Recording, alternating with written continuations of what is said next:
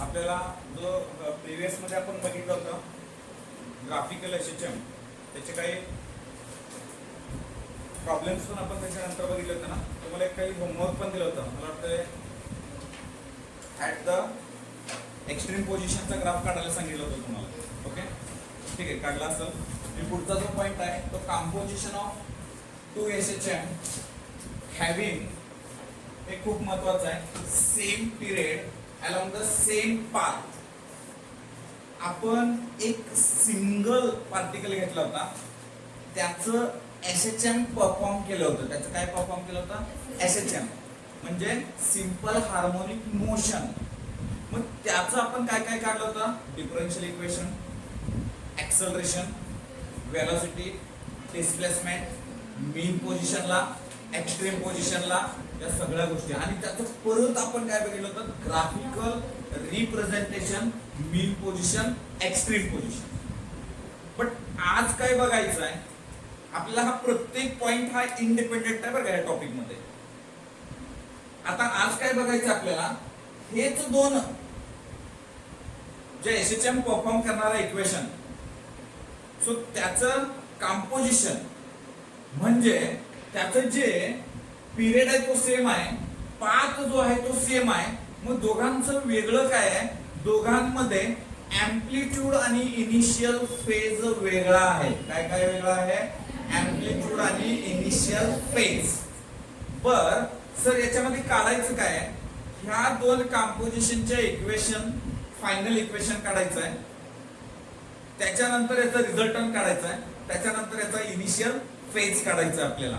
चलो आपण बघूयात. पहिलं जे इक्वेशन आहे आपल्याला, याचा x1 बरोबर a1 sin omega t plus phi1, this is equation number 1.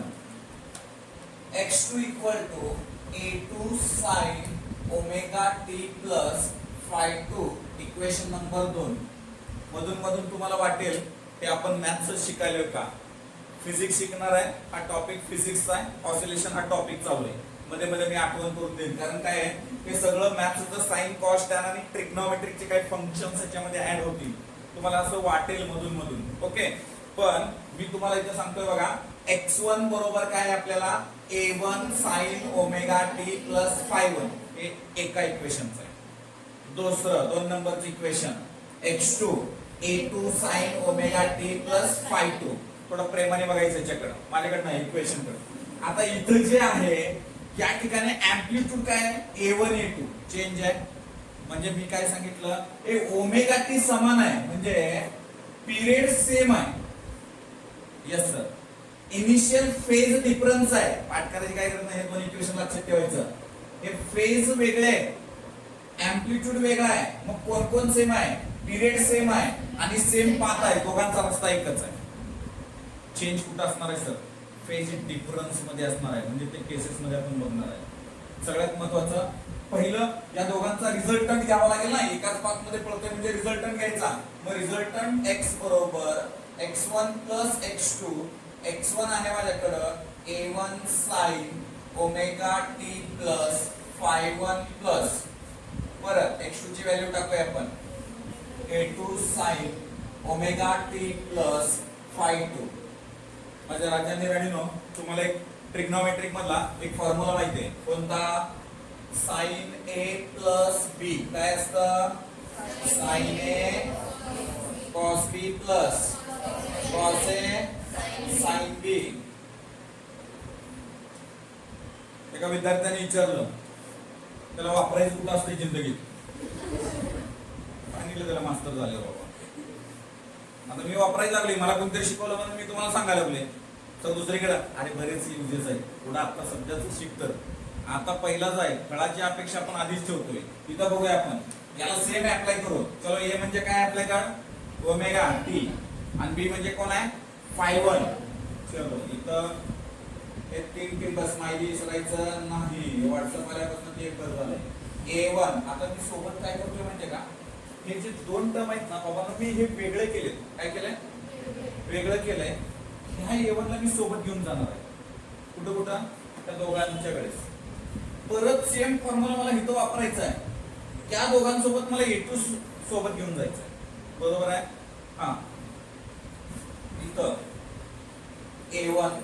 A1 sin omega t into cos phi 1 plus A1 कुठलं हे सोबती.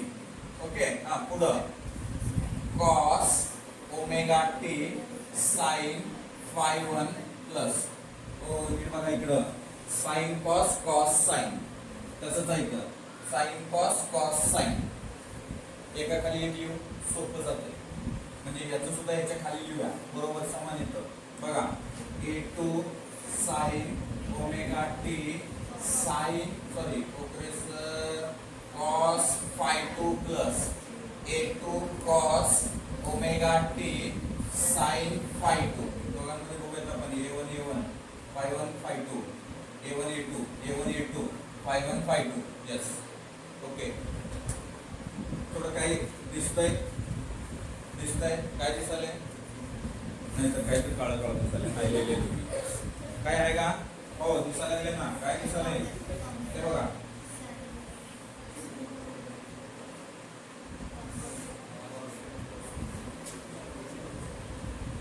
या आर्यभट्ट ने साइन कॉस टॅन थीटाचा ग्रंथ लिहिला होता म्हणे सर गेलो ना त्याच्यापाशी पहिला त्याला कुठतो आणि मग न्यूटनला पकडतो या तुम्ही दोघांनी ना हा बोला त्याच्यात कॉमन काढलं काय राहिलं हे A1 into cos phi 1 plus A2 cos phi 2 बरोबर आहे का A1 cos phi 1 A2 cos phi 2 common कोण आहे साइन ओमेगा टी प्लस ला प्लस परत या दोघांमध्ये बघायचं व्यवस्थित चलो A1 sine phi 1 plus A2 sine phi 2 कोण आला कॉस ओमेगा टी आला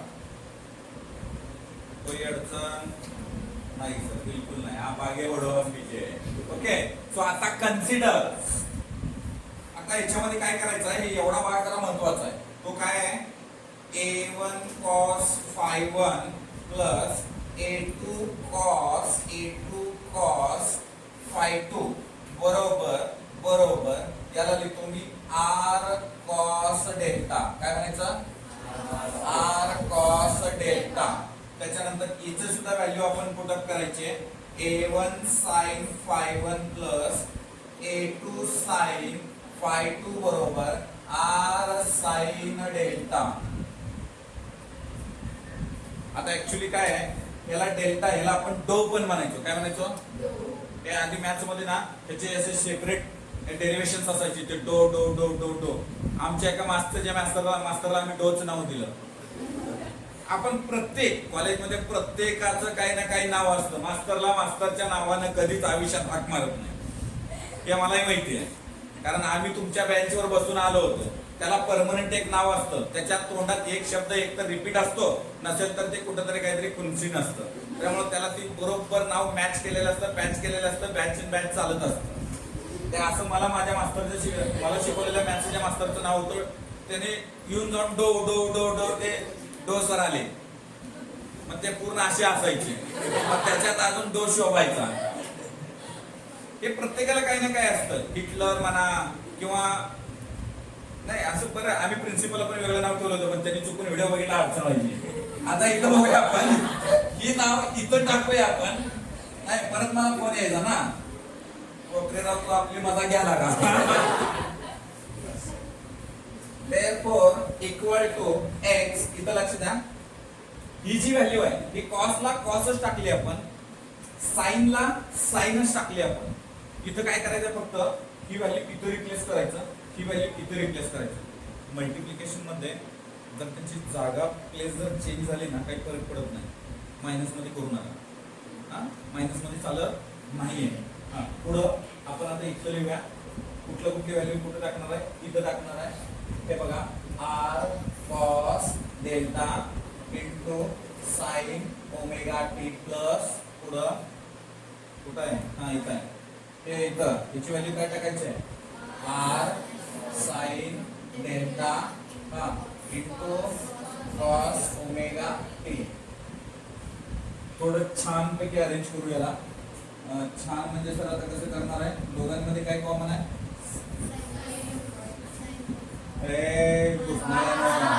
आर कॉमन आहे ना. सो आर पुढं ते बघा, साइन ओमेगा टी आधी लिहितो मी. Sine omega T cos delta plus cos omega T sine delta. असं का लिहिलं सर? अंगात मस्ती, दुसरं काय नाहीये. काय करायचं आपल्याला? रिप्लेस करायचं आहे. इथं बघा कसं, sign A cos B cos A sine B. Okay. So then x बरोबर r sign omega t plus delta. हे झालं आपल्याला रिझल्टंट इक्वेशन. कुणाचं? हे दोघं जे composition, that is mean by आपण पुढचा शब्द वापरणार आहे सुपरपोजिशन असं म्हणूयात. वाटलं तर आपण दोघाला एकाच रेसवर पळवलंय आपल्याला. आपण काय करतो? आपण पुढे येण्याचा प्रयत्न करत नाही, आपल्याला पळायचा प्रयत्न करत नाही. याला मागे कसं खेचायचं नाही, आपली प्रवृत्ती तीच आहे. आपण त्याच्यापेक्षा फास्ट पळण्याची आपली कॅपॅबिलिटी ठेवत नाही. आपण फक्त एवढंच करतो, तू मागे आला पाहिजे. म्हणजे तुझा पाय धरला की तो बरोबर स्लो होतो, मी पुढे जातो. ही सिस्टीम ठेवायची नाही. आपण ना पुढे जायचं आहे ना मागे जायचंय, सोबत जायचंय. लाईफ मध्ये सोबत जायचंय. आता ह्या टप्प्यामध्ये हशी मजाक एन्जॉय लिमिटेड करा. पाऊस वगैरे सगळीकडे आहे. एक व्हिडिओ व्हॉट्सअपवर फिरत आहे, अख्खी फॅमिली मध्ये सेंटर मध्ये आहे. अरे एन्जॉय करणाऱ्याला पण एक लिमिटेशन असतं. कोणीही काही करू शकत नाही आणि कोणीही मरणाच्या ताटात येत नाहीये. अख्खी 8 जण फॅमिली होती, लहान लेकरं सुद्धा होती. अक्षरशः अंगावर काटा आला. तो व्हिडिओ मला एकाने दाखवला आणि अंगावर काटा येऊन गेला की पाणी वरून फ्लो चालू आहे. अरे तुमच्या एन्जॉय मध्ये ज्या लेकराचं जिंदगी होणार होती त्या लेकराची जिंदगी सुद्धा तुम्ही घालवली. त्याच्यामुळं कुठेही जाताना पाणी कुठेही कसलेही रिस्क उचलायची नाही. एन्जॉय लिमिटेड करायचा, त्याच्या पलीकडे नाही करायचा. प्रत्येक गोष्टीला एक लिमिटेशन हवा आहे. स्वतःच्या लाईफला एक लिमिटेशन टाकायचं की कुठलीही जागा असो कुठलंही, नाहीतर बोंबलत गड्डा आला, आता गड्डा जवळ आला म्हटलं की बोंबल वरनं खपला तर काय करायचं? काय सांगू शकतो? ते नटबल्ट कोणी फिटिंग केलंय नाहीये, पुन्हा बोंबलायचं दुसऱ्याच नावावर. त्याच्यामुळे कुठेही रिस्क जास्त उचलायची नाही. फक्त मी फिरण्याच्या बाबतीत म्हणतोय, आयुष्यात अभ्यासात बाबतीत रिस्क उचला, नाहीतर कालच सर सांगितलं होतं रिस्क उचला नका. आता इथं सगळ्यात महत्वाचं पुढचं जे पॉइंट आहे तो म्हणजे मला काढायचा आहे रिझल्टंट एम्प्लिट्यूड काढायचा आहे. कसला काढायचा आहे? Resultant amplitude. सर कुठं आहे? हो आहे ना, याची व्हॅल्यू काढायची आपल्याला. मग रिझल्टंट एम्प्लिट्यूड कुठं आहे? इक्वेशन याला नंबर देऊया. याला इक्वेशन नंबर 3 आणि याला इक्वेशन नंबर 4. 1 आणि 2 दिले. आपल्या काय बापात जात नाही 7-8 इक्वेशन नंबर द्यायची, काय ताण घ्यायचा नाही. सो 3 आणि 4. आता आपण हे रिझल्टंट ज्यावेळेस एम्प्लिट्यूड काढायचं, एक गोष्ट इथं कधी पण कुठलाही ऍड्रेस शोधत असताना आपण काही खाचा कुणा लक्षात ठेवतो. म्हणजे काय? इथं मंदिर आहे, इथं नाव आहे, किंवा ह्या कॉर्नर पॉइंटला हे मला लक्षात ठेवावं लागतं. तसं प्रत्येक डेरिव्हेशन मधल्या खाचा कुणा ह्या लक्षात ठेवणंच गरजेचं आहे. त्याच्याशिवाय आपल्याला तो ऍड्रेस भेटत नाहीये. नाही भेटला तर खडाखोड करत बसायची नाही. ओके. सो पुढं ह्या दोन्ही इक्वेशनला काय करायचं बघा, व्हॅल्यू कुणाची काढायची आहे? आर ची काढायची. व्हॅल्यू आर ची काढायची म्हणजे आर इथं आहे. मग आपण काय करायचं माहितीये का? पहिल्यांदा स्क्वेअरिंग करायचं अँड देन ऍडिंग. काय म्हणलं मी? Squaring and then adding. इकडे बघा, पहिल्यांदा काय करायचं? Squaring and then adding. But लक्षात ठेवा, डाव्या बाजूचं डाव्या बाजूलाच, उजव्या बाजूचं उजव्या बाजूलाच. Left left, right right. Okay. परत येता इथं राईटला आहे, लिहिताना लेफ्टला लिहितोय का सर? नाही, छान दिसतंय. आता या ठिकाणी बघा, इथं लेफ्टला आहे, इकडं लिहिताना मी कुठल्या साईडला लिहिलं? राईटला लिहिलं. काय लिहिणार आहे? पहिल्यांदा म्हटलं मी स्क्वेअरिंग करायचं. हा सर करा. R square cos square delta plus r square sine square delta. चलो ठीक आहे. आता तुम्ही तसंच राईट साईडचं करणार आहे, म्हणजे या साईडचं करणार आहे, पण लिहिणार आहे पलीकडं. चलो करा. हा a1 cos phi1 plus a2 cos phi2 चा square plus a1 sin phi1 plus a2 sin phi2. आपल्याकडे महारथी रथी लय खतरनाक आहे, त्यांचं मॅथ्स बघितली मला चक्कर येते.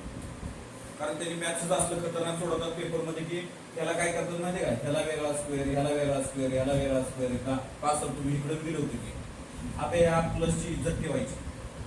ओके, त्याला तिथं मध्ये प्लस असलं की पूर्ण ब्रॅकेटचा स्क्वेअर येतोय. मग आपल्याला काय आहे मॅथ्स मध्ये फॉर्म्युला, पूर्ण ब्रॅकेटचा स्क्वेअर जर घ्यायचा असेल तर ए प्लस बी ब्रॅकेटचा स्क्वेअर काय असतं, ए स्क्वेअर, यस ए square plus B square plus 2ab. पाचवी पासून मला वाटते मागे लागले हो, अजून पण लागणार आहे, किती पण तुम्ही पुढं पळा. ओके, हा पुढं आता इथं तेच वापरायचं आपल्याला. त्याच्यात काय सेम दिसतंय, आर स्क्वेअर, लिहिताना काय लिहिलं, cos square delta sign square delta, बरोबर बरोबर. आता हे वर कसं छान दिसतंय बघा, ए प्लस बी ब्रॅकेटचा स्क्वेअर. आता एकेकाला लिहावं लागेल आपल्याला, एकेकाला लिहावं लागेल. आता एकेकाला कसं लिहायचं बघा, हे बघा a1 चा square cos square phi 1 a2 चा square cos square phi 2 plus हा एक ना असं नेतो. ओके, इधर काय रे 2a1 a2 cos phi 1 cos phi 2. एक खत्म हो गया, अभी एक खत्म हो गया.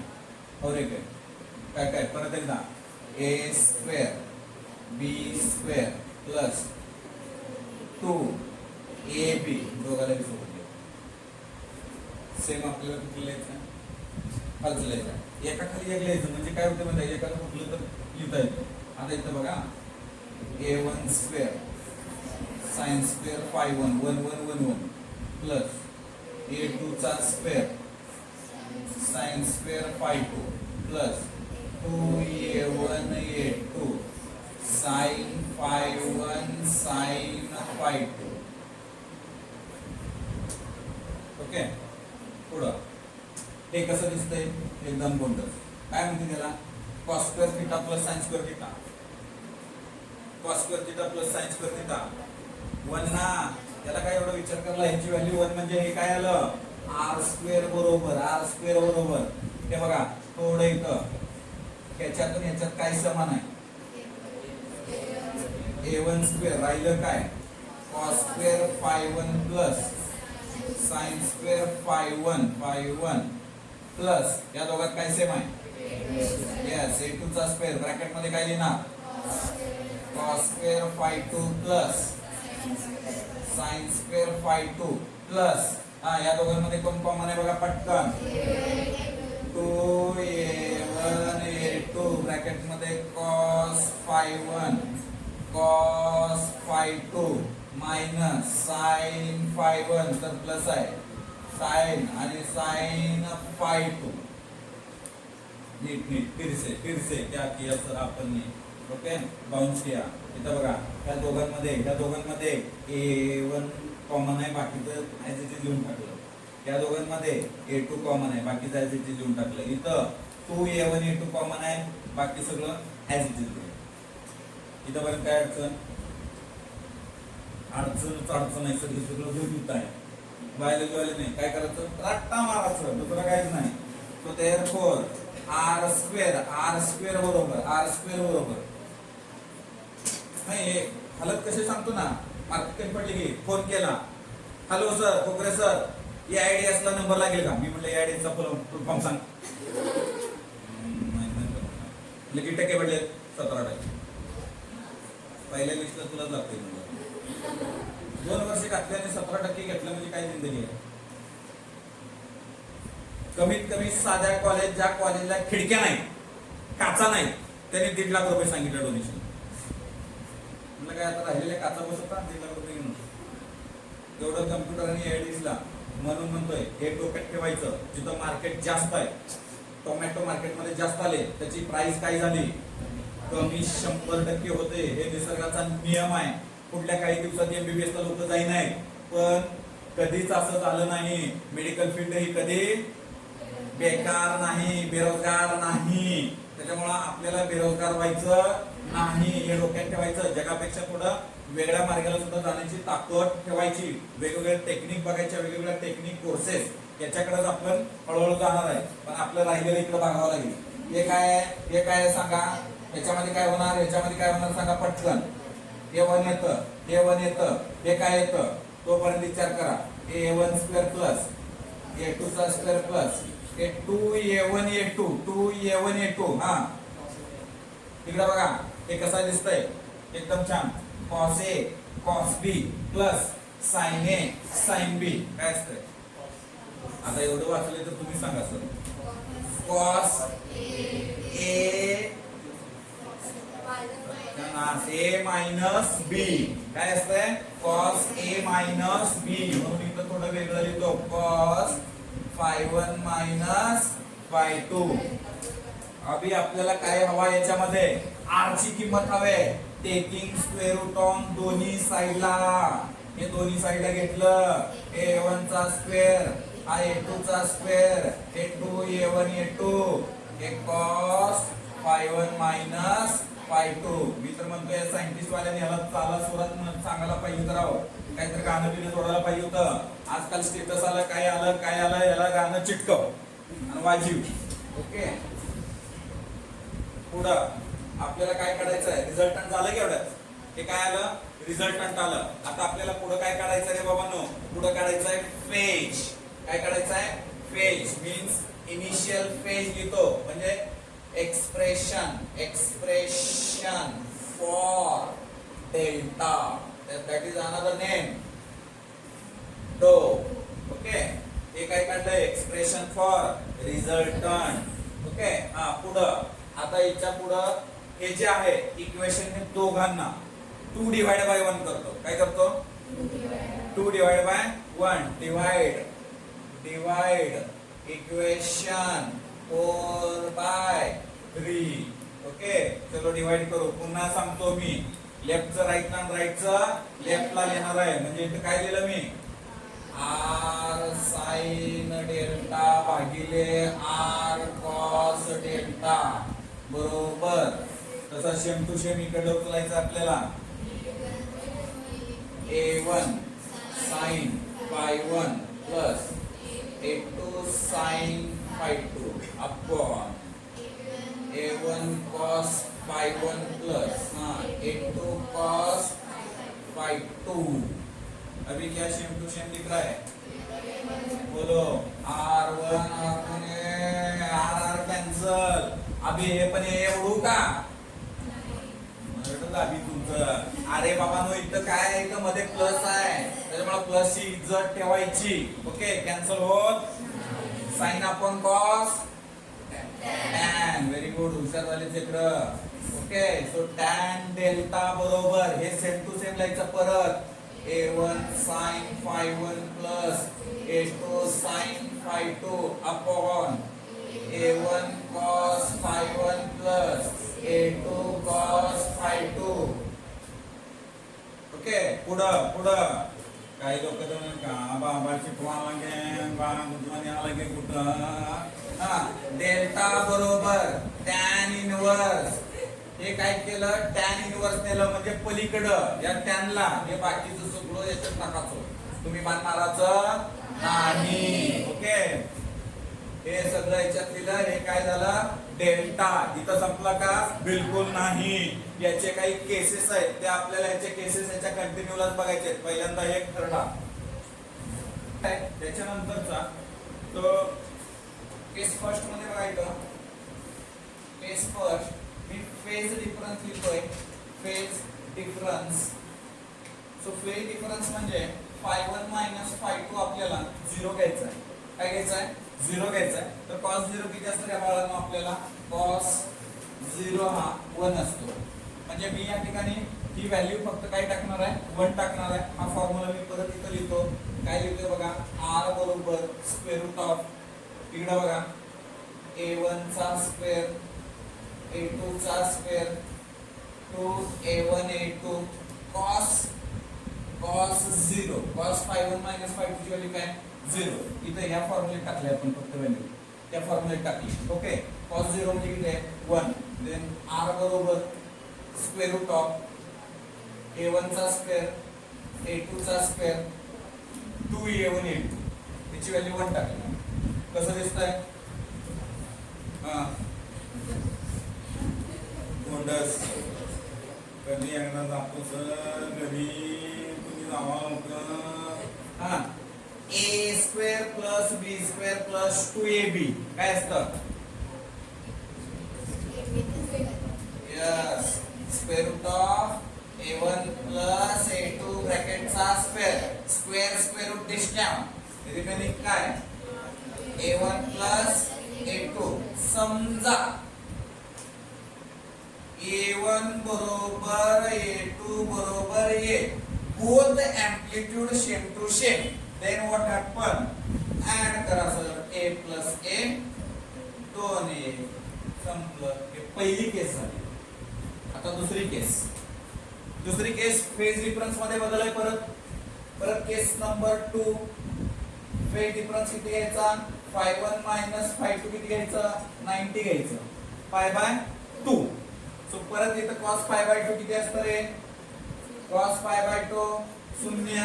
ही व्हॅल्यू इथे टाकू. r बरोबर square root of a1 square a2 square plus 2a1 a2 into 0 टाकतो, कारण cos phi1 phi2 ची व्हॅल्यू टाकली, हे 0 झालं. ब्रॅकेट मध्ये काय आलं बघा? Square root of a1 square plus a2 square. बरोबर. आता पुढे करायचं आहे, पुढे सॉल्व करायचं आहे.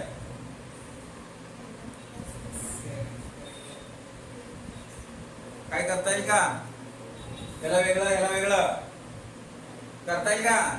अरे नाही, मध्ये प्लस आहे. मग परत सुरू करायचं. a1 बरोबर a2 बरोबर a. मग इथं लिहूया ना, r बरोबर square root of a square plus a square 2a square. मग a स्क्वेअर ला बाहेर काढलं. r बरोबर रूट 2a. r बरोबर काय आलं? Route 2a. तिसरी केस घेऊयात आपण आता. केस नंबर 3 मध्ये आपण त्या ठिकाणी वापरणार आहे आपण phi1 मायनस phi2 बरोबर 180 म्हणजे किती? पाय. ओके, cos 180 किती? -1 किती? -1.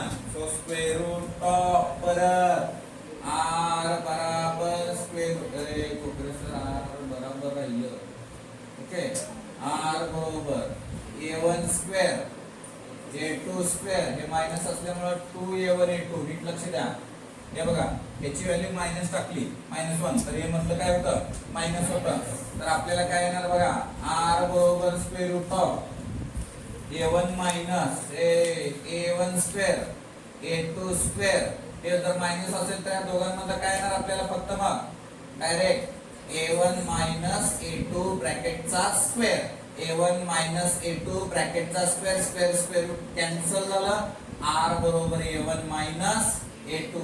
सपोज a1 बरोबर a2 बरोबर a घेतला आपण, तर आपल्याला काय मिळणार आहे? r बरोबर a minus a minus a, 0 बटावाला 0. इथं झाले हे केसेस. आपण प्रत्येक ठिकाणी दोघांचं काय सेम होतं? पिरियड आणि पाथ सेम होता. काय वेगळं होतं? एम्प्लिट्यूड आणि फेज वेगळा होता. तर यांचं काय काढलं आपण? रिझल्टंट काढला. कधी कधी प्रॉब्लेम मध्ये डायरेक्ट व्हॅल्यू दिलेली असतात, तर ह्या व्हॅल्यूज आपल्याला सीईटी साठी मदत करतील डायरेक्ट. ओके, जर दोन एसएचएम कंपोजिशन ऑफ एसएचएम मध्ये जर फेज डिफरन्स जर 0 असेल तर तो किती असतो? जर इक्वल असेल तर r equal to 2a, equal नसेल तर r is equal to a1 plus a2. Direct equation मध्ये म्हणजे येतं नाही इथलं x1 बरोबर a1 sin omega t plus phi1, x2 बरोबर a2 sin omega t plus phi2. हे a1 म्हणजे एक्झाम मध्ये कसं देतील? 25 sin omega t plus pi by 2 आणि x2 बरोबर समजा इथं 30 घेऊयात आपण, 30 sin omega t plus pi by 3. Suppose this line. आणि आपल्याला डायरेक्ट विचारलं रिझल्टंट किती आहे बाबा? जर त्याचा फेज डिफरन्स 0 असेल तर, फेज डिफरन्स जर 0 असेल तर आपल्याला डायरेक्ट रिझल्टंट काय येतं? 25 प्लस 30 डायरेक्ट. जर त्याचं काय असेल रिझल्टंट? पाय बाय 2 असेल तर याची व्हॅल्यू किती? इक्वल असेल तर, इक्वल असेल तर, नाही इक्वल असेल तर इथं याच्यात फक्त टाकायची direct value. Okay, final answer. जर ते आउट ऑफ असेल तर तिथं मायनस करायचं. कळलंय का? निगेटिव्ह करत असताना जी मोठी व्हॅल्यू आहे ती घ्यायचं, छोटी व्हॅल्यू नंतर घ्यायची. ओके. आणि हे phi1 phi2 च्या व्हॅल्यू दिलेले असतात, a1 a2 च्या व्हॅल्यू दिलेले असतात. हे प्रॉब्लेम असं असतं, डायरेक्ट आपल्याला इथं नसेल तर एकतर या ठिकाणी टाकायचं a1 a2 आणि phi1 phi2. याच्यात जर टाकलं आपण तर हे डायरेक्ट काय मिळेल आपल्याला, रिझल्टंट मिळेल. समजतंय का? की थर्ड डेरिव्हेशन संपलं तुमचं.